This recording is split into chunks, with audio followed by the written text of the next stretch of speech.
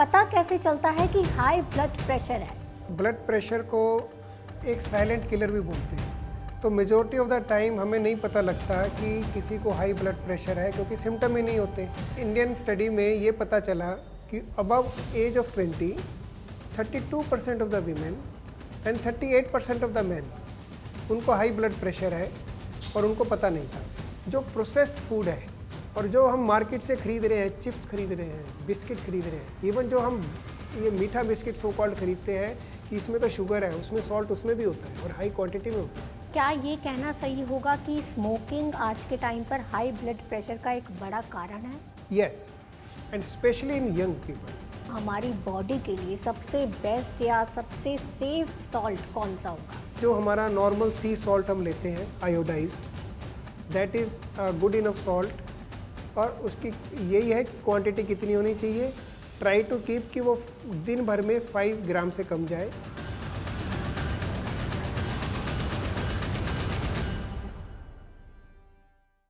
World health organisation के मुताबिक high blood pressure पूरी दुनिया में प्रीमेच्योर मृत्यु का एक बड़ा कारण है और 46% एडल्ट्स को ये पता ही नहीं है कि उन्हें हाई बीपी है। लेकिन अगर कोई आपको ये बता दे कि क्या करें ताकि बीपी हो ही ना, या अगर हो भी जाए तो इसे कंट्रोल कैसे करें, तो यकीनन आप में से ज़्यादातर लोगों की मुश्किल आसान हो जाएगी। नमस्कार, मैं हूं डिम्पल। स्वागत है आपका CNBC आवाज़ के खास शो सेहत की आवाज़ में। आज इस सब पर डिटेल में बात करने के लिए हमारे साथ मौजूद हैं अपोलो हॉस्पिटल्स इंद्रप्रस्थ में senior consultant cardiac surgeon doctor Mukesh Goyal. Doctor Mukesh, स्वागत है आपका। नमस्ते डिम्पल। तो सर, सबसे पहले तो हमें यही बता दें कि पता कैसे चलता है कि हाई ब्लड प्रेशर है? सो डिम्पल, ब्लड प्रेशर को एक साइलेंट किलर भी बोलते हैं। तो मेजॉरिटी ऑफ द टाइम हमें नहीं पता लगता कि किसी को हाई ब्लड प्रेशर है, क्योंकि सिम्टम ही नहीं होते। धीरे धीरे ब्लड प्रेशर हाई होता रहता है और बॉडी उसको एडजस्ट करती रहती है। तो सबसे इफ़ेक्टिव वे है कि हाई ब्लड प्रेशर को डायग्नोज करने का, वो है अपना रेगुलर ब्लड प्रेशर चेक। एक पीछे इंडियन स्टडी में ये पता चला कि above age of 20 32% of the women and 38% of the man उनको हाई ब्लड प्रेशर है और उनको पता नहीं था। इसका मतलब 1 in 3 adult in India is having high blood pressure. फिर कुछ लोगों में जिनमें हाई ब्लड प्रेशर की वजह से कोई बॉडी ऑर्गन डैमेज हो रहे हैं, जैसे स्ट्रोक हो गया, हार्ट फेलियर हो गया, हार्ट अटैक हो गया, या किडनी में फेलियर होने लगी, तो जब उनको उस ऑर्गन के ट्रीटमेंट के लिए एडमिट होता है या एग्जामिनेशन होता है, तब उस टाइम ब्लड प्रेशर को चेक करते हैं तो पता चलता है कि इनको तो जो ये तकलीफ़ हुई है ये क्रोनिक हाइपरटेंशन की वजह से थी, वो अब डायग्नोज हो रहा है।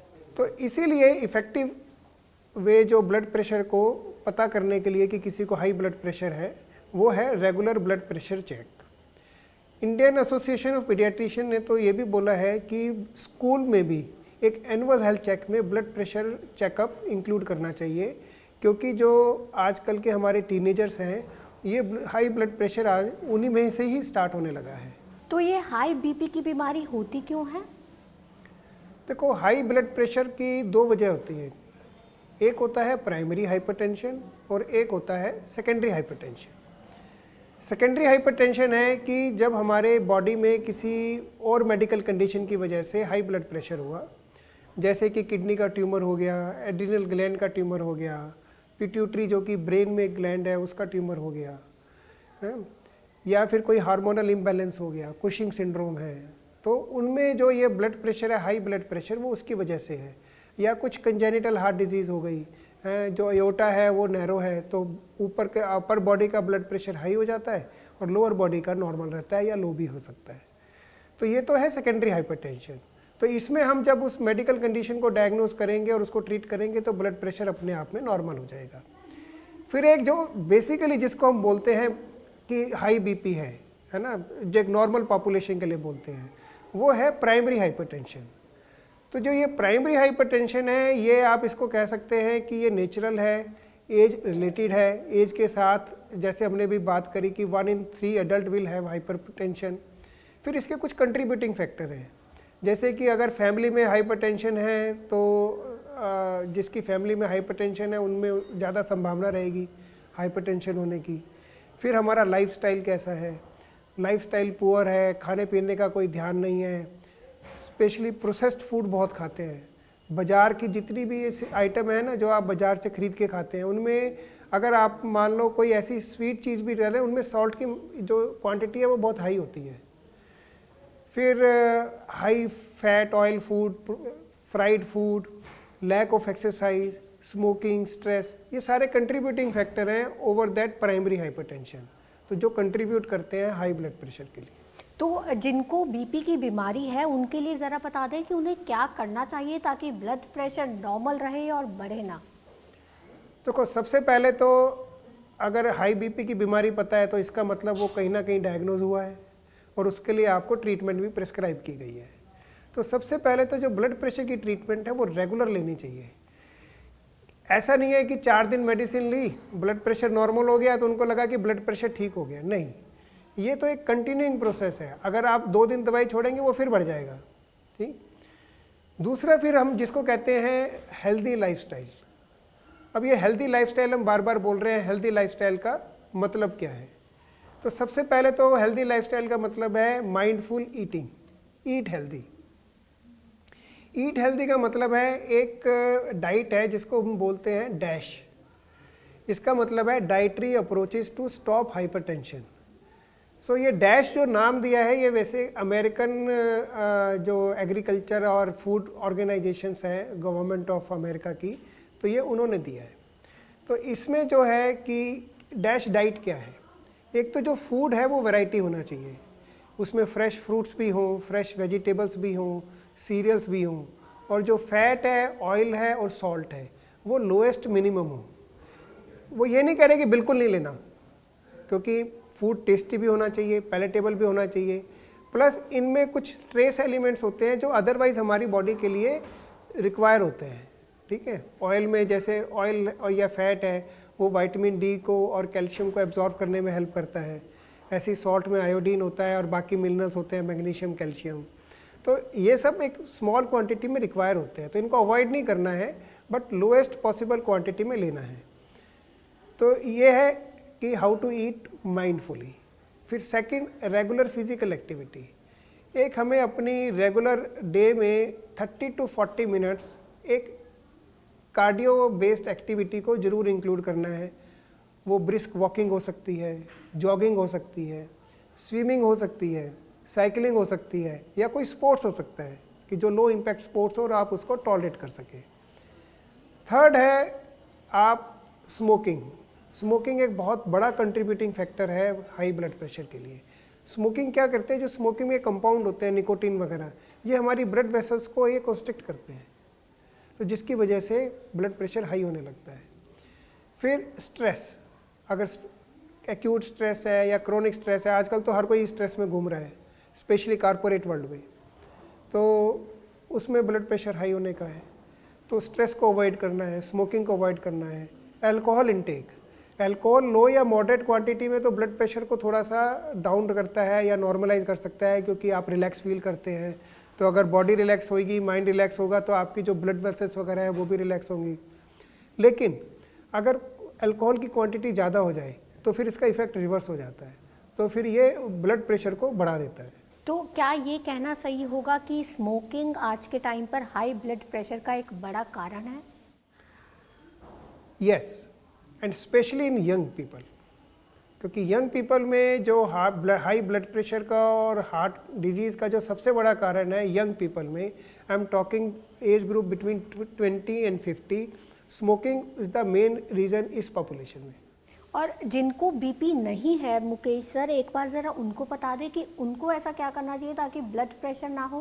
तो सबसे पहले तो हमें एक है कि रेगुलर ब्लड प्रेशर जरूर चेक करना चाहिए हमें, कि चाहे है या नहीं है।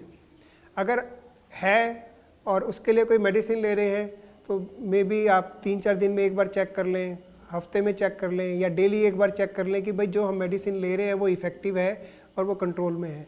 लेकिन जिनको ब्लड प्रेशर नहीं है उनको एक एनुअली अपना एक blood pressure, blood sugar, cholesterol level ये ज़रूर चेक करना चाहिए, क्योंकि जो ब्लड प्रेशर है वो बिना सिम्टम्स के आता है और फिर आपको पता भी नहीं चलता है कि अगर आप चेक नहीं करेंगे कि आपको हाई ब्लड प्रेशर है। फिर जो हमने बात करी कि ब्लड प्रेशर ना हो उसके लिए जो इफ़ेक्ट है, तो वही है कि हेल्दी लाइफस्टाइल चॉइसेस, अच्छा खाना, माइंडफुल खाना, रेगुलर फिजिकल एक्टिविटी, स्मोकिंग को अवॉइड करना, स्ट्रेस को अवॉइड करना, और अल्कोहल को वैसे तो है ना, ये बहुत सारा है ना चलता रहा है कि थोड़ा क्वांटिटी में अल्कोहल बेनिफिशियल है या है नहीं है, लेकिन ये अब एस्टेब्लिश हो चुका है कि अल्कोहल भी किसी भी क्वांटिटी में बेनिफिशियल नहीं है। हाँ, लो टू मॉडरेट, लो क्वांटिटी में या मॉडरेट सी क्वांटिटी में अगर कोई कंज्यूम करता है तो उसका जो क्लिनिकल इफेक्ट है वो इतना प्रोमिनेंट नहीं है, इतना प्रोनाउंस नहीं है कि उसको बहुत कंसीडर किया जाए। लेकिन अल्कोहल अवॉइड कर सकते हैं तो अच्छी बात है, नहीं तो उसको क्वांटिटी में लो या मॉडरेट ही रखें। हाई ब्लड प्रेशर से क्या कॉम्प्लिकेशंस आती हैं बॉडी में?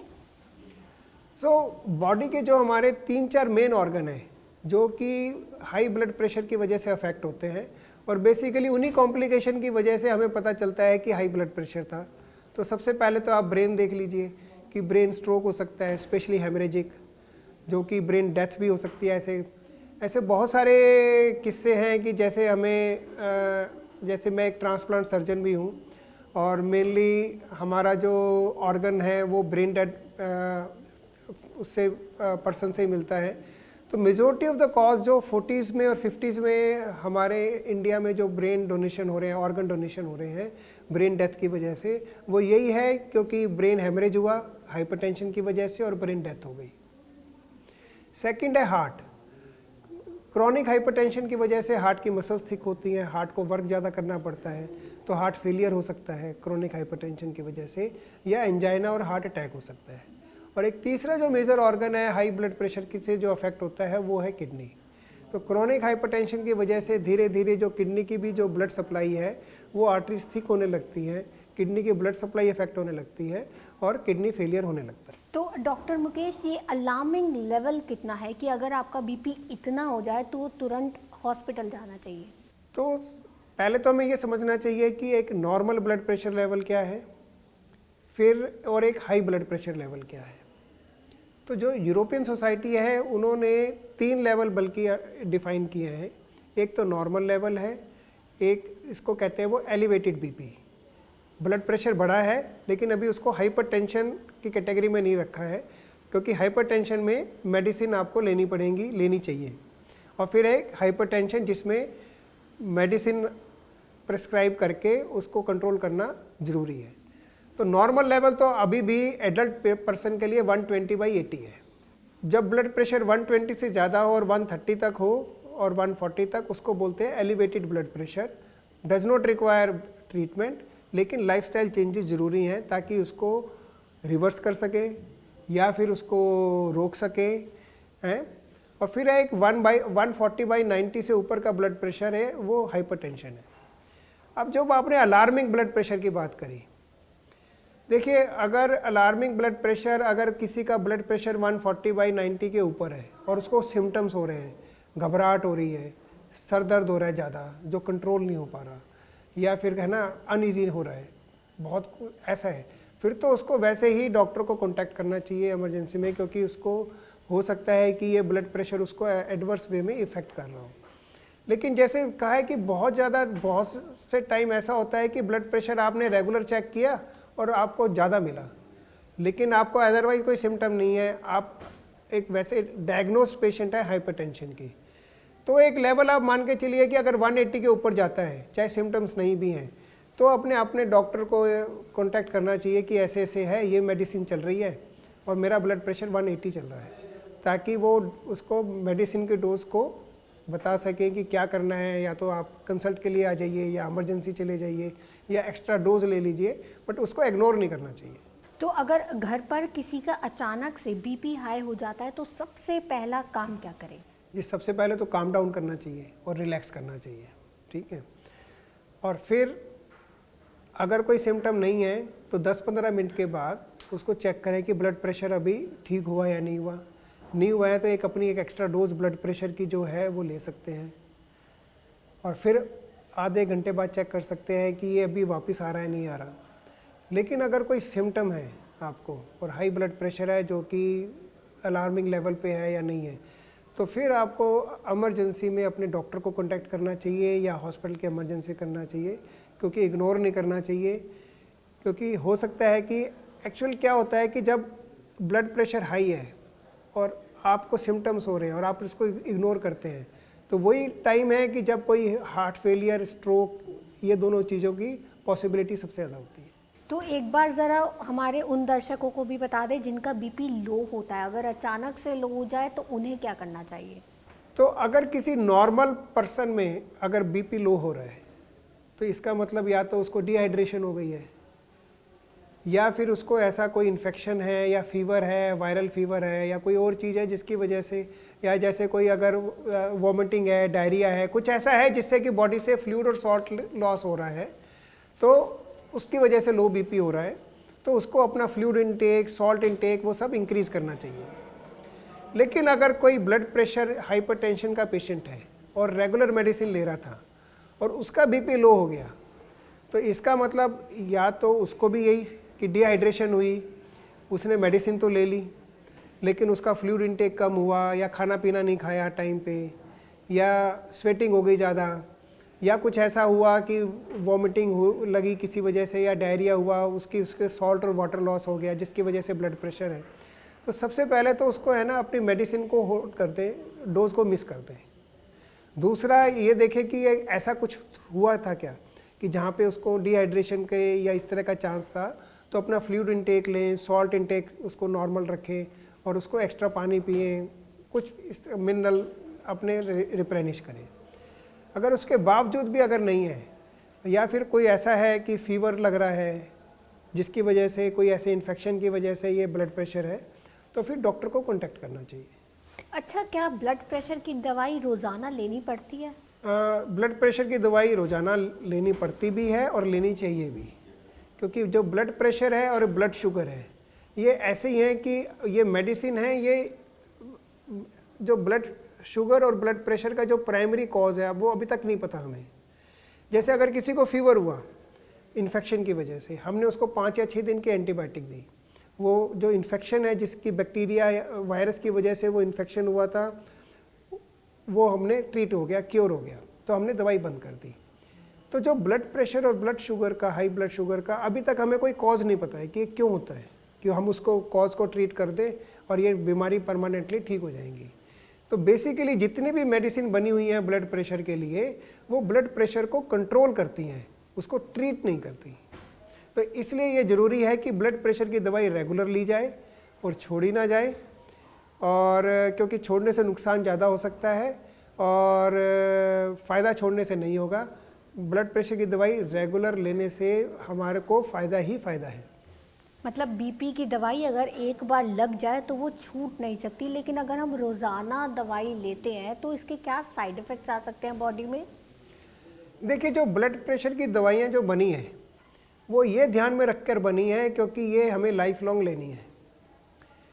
तो इनमें ये आप मान के चलिए कि प्रैक्टिकली आप देखा जाए तो ब्लड प्रेशर की दवाई का कोई साइड इफ़ेक्ट प्रैक्टिकली नहीं है। हाँ, बहुत सारी कैटेगरी की दवाई हैं, तो किसी किसी को जैसे 2 से 3% पेशेंट को किसी एक पर्टिकुलर दवाई से कुछ एक्स्ट्रा ऐसा फील होता है साइड इफ़ेक्ट, तो वो डॉक्टर उसको हमेशा चेंज करके दूसरी कैटेगरी की और दूसरे उसकी दवाई शुरू कर सकते हैं। लेकिन जनरली और प्रैक्टिकली जो ब्लड प्रेशर की दवाइयाँ हैं, आप हम ये मान सकते हैं कि वो प्रैक्टिकली साइड इफ़ेक्ट फ्री है। बीपी हाई होने पर कौन सी चीज़ें बिल्कुल ही नहीं खानी चाहिए? देखिए, ऐसी तो कोई चीज़ नहीं है कि बिल्कुल ही नहीं खानी चाहिए। अब देखो, जिसको ब्लड प्रेशर हुआ है जीना तो उसको भी है और टेस्टी खाना भी खाना है, बट जो मंत्र है कि खाने का, कि जो जिसको हम कहते हैं माइंडफुल ईटिंग, हेल्दी ईटिंग, वो यही है कि जो सॉल्ट इनटेक है उसको कम से कम रखा जाए। जो इंडियन गाइडलाइंस हैं वो रिकमेंड करती हैं less than 6 gram per day, but जो WHO गाइडलाइंस हैं वो रिकमेंड करती हैं लेस देन 5 ग्राम पर डे। और जो ऑयल की क्वांटिटी है, फैट की क्वांटिटी है, फ्राइड फूड की क्वांटिटी है, उसको भी मिनिमम रखा जाए। सबसे बड़ी चीज़ है कि जो हम है ना घर में खाना बनाते हैं और उसके अंदर हम जो सॉल्ट डालते हैं वो कभी एक्स्ट्रा नहीं होता, कि टेस्ट में थोड़ा बहुत फ़र्क हो सकता है, थोड़ा बहुत ज़्यादा कम हो सकता है, लेकिन उसकी क्वांटिटी ज़्यादा नहीं है। जो हम सोच भी नहीं सकते कि ये सॉल्ट हमारी बॉडी में इतना जा कहाँ से रहा है। जो प्रोसेस्ड फूड है और जो हम मार्केट से खरीद रहे हैं, चिप्स खरीद रहे हैं, बिस्किट खरीद रहे हैं, इवन जो हम ये मीठा बिस्किट सो कॉल्ड खरीदते हैं कि इसमें तो शुगर है, उसमें सॉल्ट उसमें भी होता है और हाई क्वांटिटी में होता है। और जो भी हम बेकरी की चीज़ खरीद रहे हैं या बाज़ार से कुछ खरीद के खा रहे हैं, फ्राइड फूड भी जो बाज़ार का खा रहे हैं, इवन जो हम ये आजकल जोमेटो स्विगी से अपना सोच के जो खाना मंगवा रहे हैं कि ये तो नॉर्मल इंडियन खाना या नॉर्मल चाइनीज़ खाना मंगवा रहे हैं, जो भी मार्केट में से चीज़ आ रही है उसमें हाई सॉल्ट होता है, जो कि हमें पता नहीं चलता क्योंकि वो उसके अंदर मास्किंग बाकी चीज़ें भी होती हैं जिससे सॉल्ट का टेस्ट हमें पता नहीं चलता। तो सॉल्ट लो करने का सबसे आसान तरीका है कि मार्केट का जो फूड है उसको कम से कम कंज्यूम किया जाए। तो नमक ज़्यादा खाने से बीपी बढ़ता है, ये सबको पता है। तो हमारी बॉडी के लिए सबसे बेस्ट या सबसे सेफ सॉल्ट कौन सा होगा? देखिए, ऐसा कोई सॉल्ट नहीं है कि जो रियली सेफ़ है और हम उसको किसी भी क्वांटिटी में खा सकते हैं। तो जनरल आप ये मान के चलिए कि जो हमारा नॉर्मल सी सॉल्ट हम लेते हैं iodised, that is good enough salt.